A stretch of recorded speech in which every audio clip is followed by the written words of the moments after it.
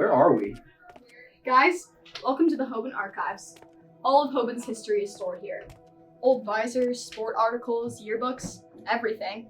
That means every Mum Day in the history of Hoban is here. I think we should spend some more time going through the archives. See if any of these old Mum Days will give us new ideas for this year. Let's get to work, guys. Hold on.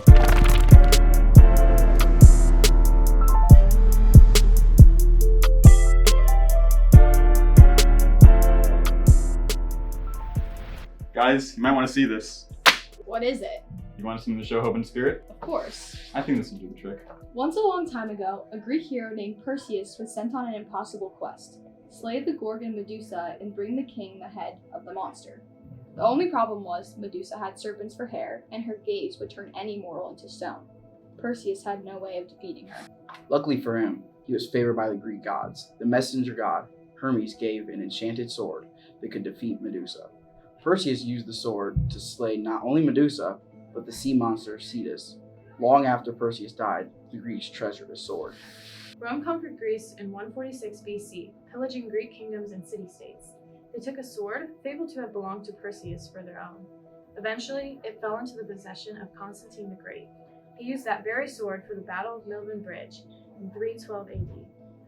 It was at this battle he converted to Catholicism, after receiving a vision from the Christian God. With God's help, he conquered Rome. Emperor Constantine then gave the sword to the Vatican to thank them for taking care of the Donatist controversy. The sword was then blessed by the Pope and imbued with the powers of community and excellence. It remained in the Vatican's archives for many, many years. Eventually, the Vatican gifted the sword to the Congregation of Holy Cross in France. It gave the brothers the strength to travel to America and found Archbishop Hoban High School. Guys, we have to find the sword. I don't know. An ancient sword blessed by the Vatican? Do we really think that's real? Besides, that file doesn't say anything about the sword once it got to Hoban. I know who we can ask. Okay, I told you this already. I don't dabble in this legendary stuff anymore. Bad things happened the last time. I'm not bringing it up. What happened? Walsh found out. Oh, that's terrible. Oh, it was worse than terrible. They won 3 years in a row on Mum Day. Mum Day was never the same after that. How did we win after that? I don't talk about that anymore. Please, Brother Dennis. Walsh is onto something and we can't let them beat us. Mum Day is our day. Okay, so let me tell you what happened. The sword that you're talking about was in my possession once before. A group of students like you came to me several decades ago, and they asked me to borrow the sword to help boost school spirit for the Mum Day pep rally. I gave them the sword. I told them to wield the sword at the rally. But before the rally, Walsh found out and stole the sword. They took our spirit. Finally, one of our brave Hoban Knights was able to recover the sword.